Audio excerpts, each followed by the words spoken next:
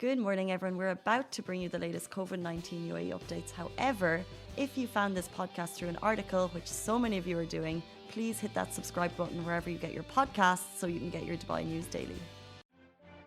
Happy Saturday, everybody! Welcome back to the Lovin Daily. I'm your host Shireen Ahmed, and I'm joined by Shireen Narcissism. I'm joined by Mariam, who helps take us live on the weekends. How are you all doing? Everybody seems to be on. It's another one of those days I feel where it feels like everybody's on high energy. Do you see what I'm seeing, Mariam? There's a lot of commenting. Yeah, I love that. I am a little parched this morning, so please excuse me if I take little water sipping breaks, if you will. But yes, if you guys are gonna stay tuned for the Lovin Daily today, please know that you can, run around, do your errands, have us in the background. You don't have to stare at my face the entire time. Or you can listen to this in podcast form towards the end. We go live as well on Anchor, Spotify, iTunes, Google, all of the podcast streaming platforms. And alternatively, all of the stories that I talk about usually goes up in article format as well on our website. So that's lovindubai.com. But if you're a regular, then you already know how it is. So as always, if we have any newcomers, please, I want to see where you guys are watching this from. Leave the emojis, the flag emojis down below. Where are you watching this from? Which country? What's the time? What are you doing? Why are you up so early? We're a little late today for reasons I shall not say. But yes, again, so these are the stories that we will talk about today. There's now an all-girls gaming lounge in the UAE. So if you're really keen on that, if you know someone that's a huge gamer, they might want to hear about this. Burj Khalifa obviously lit up for Expo 2020 because it is only 100 days away. But obviously at the time this was written, probably now is like 98 days away. We're going to talk about that in a bit, what to expect with Expo, what's going to happen, all of that. And we're going to talk about the Dubai Airport Terminal 1 reopening after a year of closure. But before I begin, there was something really interesting that popped up when I walked in. I like how Mariam's already giggling in the corner. So basically, I walk in and I'm like, oh, hello, Mariam. She's like, hello, top of the morning. Okay, she did not say top of the morning, but you know what I mean.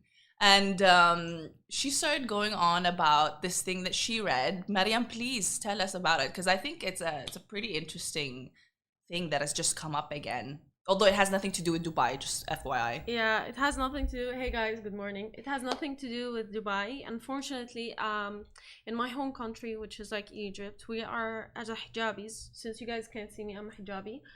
We are kind of struggling for like, I don't know what year now. Like it had been going on every single summer now. Because we are not allowed to swim in specific areas due to the fact that the image of burkini or something. The burkini is not well enough for the eyes of the people. Although, and they are claiming that this is because like the fabric of the burkini or something like that. Even though just a disclaimer, the burkini is the same fabric, if not better, as the bikini or any other swimming suit. So it's even thicker and better in quality because a lot of people use this fabric when they're going surfing and all of that. So the quality is way much better. It's way more expensive, so that it can cover the body without sticking to it and all of that. So it has a lot of, I'm not gonna say misunderstanding because it's injustice for this to happen. I was saying how I went to a lot of countries, Western countries, and not a single country out of these told me that I'm not allowed to freely wear my hijab. And this is not only happening in the swimming pools or that stuff, it's also happening in some coffee shops in Egypt. And Egypt is a Muslim country. That's crazy, yeah. So for example, you can go with your mom, you can go, like, I have to always ask the permission to go to a specific place before going, and this is very degrading. Permission where? Yani for the place? You have to ask the place? You have to like, actually are hijabis allowed? Yeah. That's insane. And sometimes they will tell you, like, for example, if you're going to like a tourist place and that stuff, you will ask, and they will say yes, we have, and all of that, and you will pay your money, which is expensive. It's not cheap. And when you go there and you're ready to go to the beach or you're ready to go to the swimming pool, they will tell you, I'm sorry ma'am, you're not allowed to be here. We have a specific swimming pool for hijabis downstairs, which is closed area, which is disgusting, and it's very, and it's all preference anyway, right? So some it's people my might body. like having their own Yeah. separate area, but others might want to be there with their family members who will be in the common And it's area. very, So it's just odd. It's very shameful because honestly, it's a Muslim country, and the majority of girls there do wear the hijab, and it's yani they're saying for the tourists and all of that. People, like for example Westerns, they are not going to tell you to take off your burkini or something like that in their own country. So why will they be annoyed in my country? You get me? And also the fact that like I am not a burden or something like that. I'm a very educated, smart woman that chose. Tell them. Yeah, exactly. I chose to wear this. This is my body, and if we wanna be, liberal and think Progressive and outside of whatnot. the box, we have to understand that the woman's body is allowed to be covered or uncovered. That's her choice. Yes. And I was telling Shireen how I have discussed this before, and like the fact that I can see men decide to cover up their bodies and go swim with shirt on, and the shirt is cotton or something, like the fabric is not suitable not for even swimming. made for swimming. Yeah. And no one says anything because he's a man, is very annoying, because they are allowed to do whatever they want. They can actually wear pants when they go swimming or something like that, but women are like the issue. Yeah. So And it I just- think Yeah. I Sorry. think in Egypt they have to stop Yeah. this. And it just goes without saying, like we Yeah. are in 2021. This really should not be Exactly. the case. And I remember I told you as well that Manal Rostom, shout out, Yeah, was I love talking her. about this last year or 2 years ago, 2019, I think. Yeah. Yeah.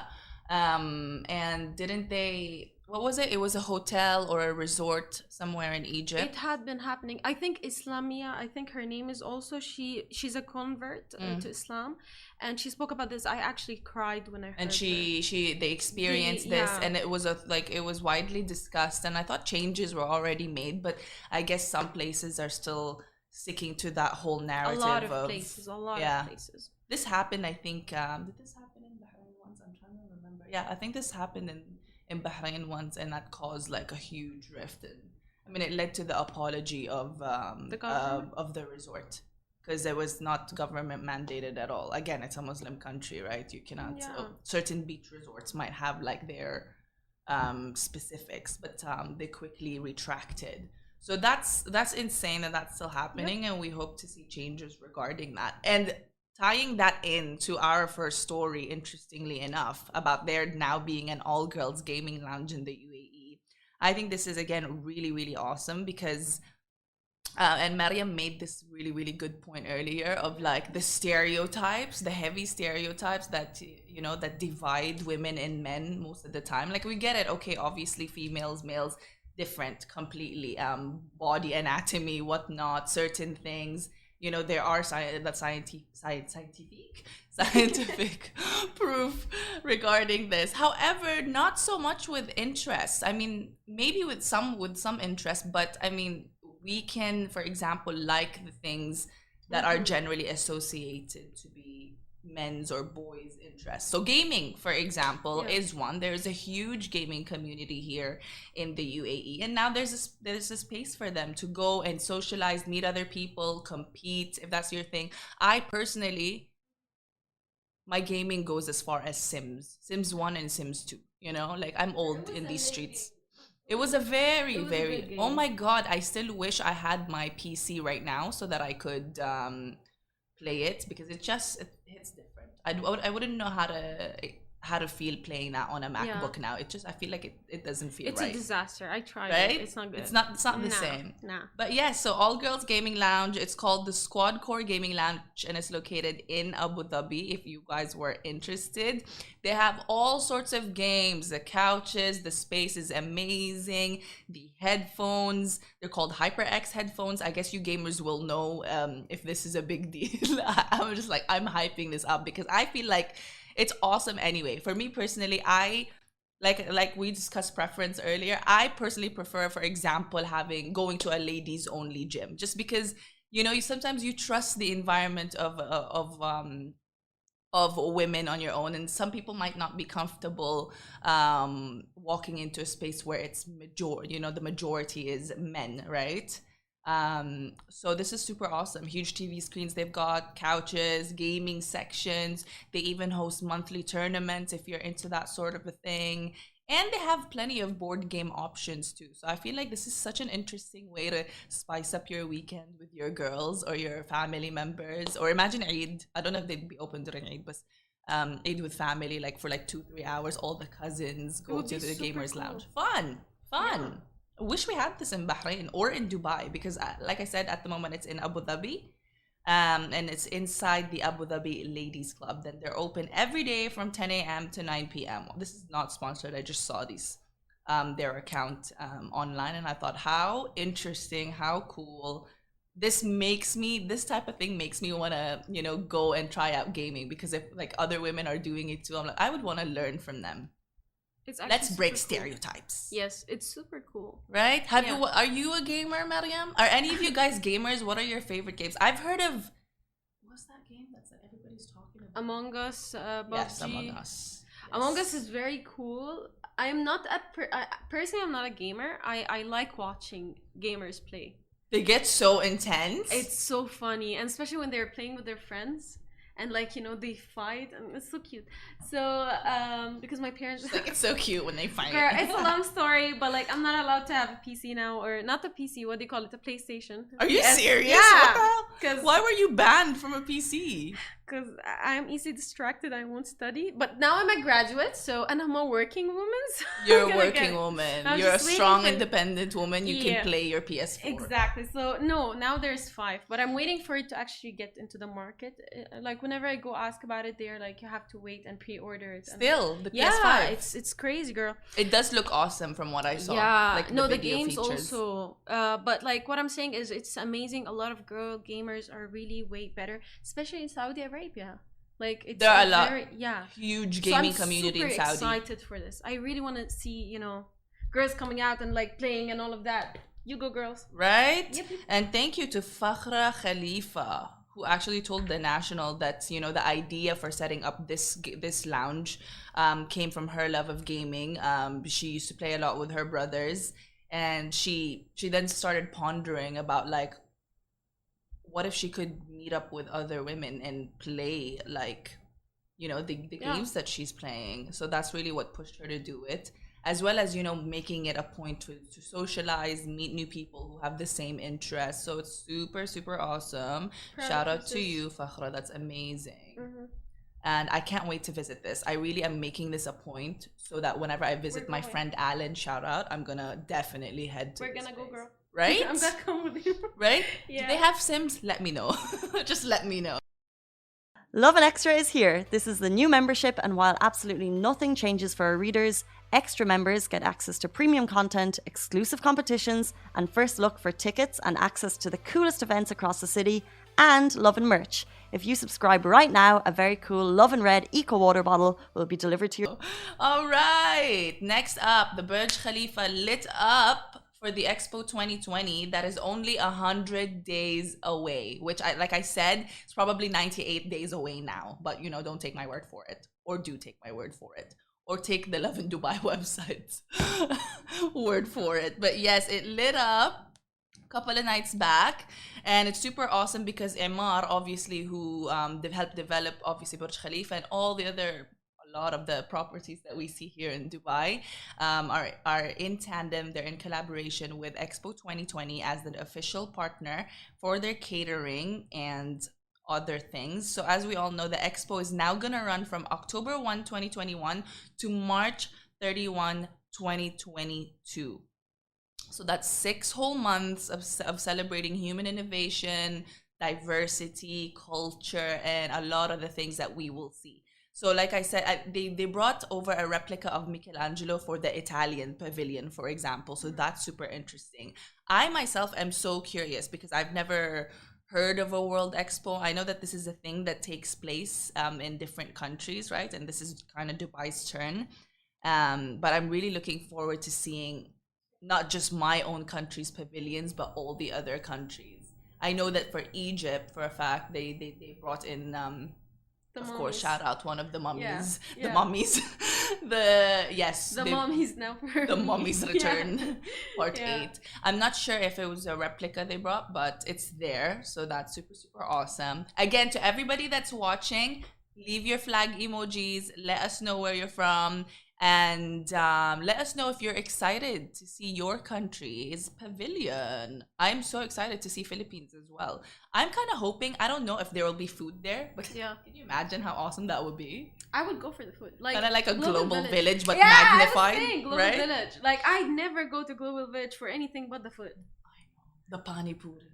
Oh, the pani puri. Girl, no. And that's and the ice cream. Yeah, the string potato. Yeah, everything. Honestly. You go there to gain like 5 kgs and come back. Right. Like, ain't about the stuff there. It's about the food. I love and it. the show, you know. And the fact that the ticket's only like what? 15 dirhams. 20? No, it's 15 dirhams. 15 dirhams to enter. And you know what? 15 dirhams, and sometimes they have like, you know, celebrities there singing and yes. For 15 there dirhams. was a time I walked around there with an ex-boyfriend. Story time. I walked around there with an ex-boyfriend. So completely, we just planned like a random day. I was like, I want pani puri. We went, and there was Atif Aslam. I think is it a Pakistani or Indian singer? And he was just like on stage singing. And they I'm like, always get them. A fun fact: it's always Friday. Is it always? Yeah, it's always Friday. It is always a Friday. So go every single Friday to meet a new celebrity in Global Village. Right? Not sponsored, but just hashtag not an ad. Love Global Village. But yes, on to our final story, you guys. So Terminal 1, it has been closed for a year, obviously for obvious reasons. And now it has reopened as of the 24th of June. And it is awesome because they've welcomed the first flight in for Fly Nas, flight XY201 from Saudi Arabia in Riyadh, specifically. So like we said, obviously a lot of places closed down on March 25, 2020. Traumatizing, triggering. We all remember how that went. A lot of things went down, a lot of changes, and they only kept Terminal 3 running for all this time because there wasn't really much need for international travel. Up until now, actually, which is why the chairman of Dubai Airports, Sheikh Ahmed bin Saeed Al Maktoum, said that this move, this reopening of Terminal 1, and I quote, "This move signals our confidence that the outlook for the rest of the year and beyond is one of optimism, as well as being a clear indication of Dubai's intent to lead the aviation industry in its efforts to enable social and economic recovery of the world." And I think that's a beautiful statement. I think that's an empowering and really inspiring statement. And it is what we need now so that we can, like he said, move forward into this new part of who we are, like accepting that the pandemic is still here and working our way and working to make sure that the rest of the world get the same exact benefits that we have been getting in the UAE, but also easing into it a little bit, right? Like starting that life again, because it has been a wild ride. Like I'm sure everybody still, you know, will look around. If you're walking around outside this, like in the streets, and you're all in masks, we all still wonder, like, wow, how did we ever come to this point? This is like a dystopian novel of sorts, you know what I mean? Yeah. I never considered something like this would happen. So obviously we look forward to being able to go back into our... And actually universities and schools now are opening up too, by the way.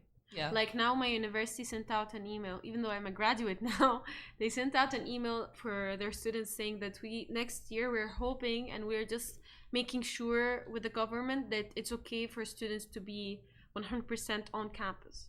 And I'm very happy for this because I was a peer advisor for 2 years in a row, and when the pandemic hit, thank you, girl. When the pandemic hit, freshmen were very devastated. Like we thought it's gonna affect seniors more, but it didn't, because come on, first year, you know, the experience is never, you know, that's another thing I feel so bad for, is the people graduating who never got to really experience the beauty beauty of like graduation and the fun that comes Thank with you. it and Thank the you for rubbing excitement. it on my face. I'm so sorry. I'm so sorry. It's Or okay. you know, everybody who's just starting high school, you know, the younger ones who have like Yeah. really are just starting with the changes, and these were like, you know, peak moments in their Yeah. lives that they were looking forward to. I feel But sorry again, for the mom. Like the that mom's too. there. Like, you know, like I remember my uncle, his daughter should be in like KG1 and she cannot go in now because like the COVID and all of that. Crazy. So it's online and all. So the mothers are the real heroes are the mothers and the doctors and all of that. So Exactly. For the people who needed the translation. yeah.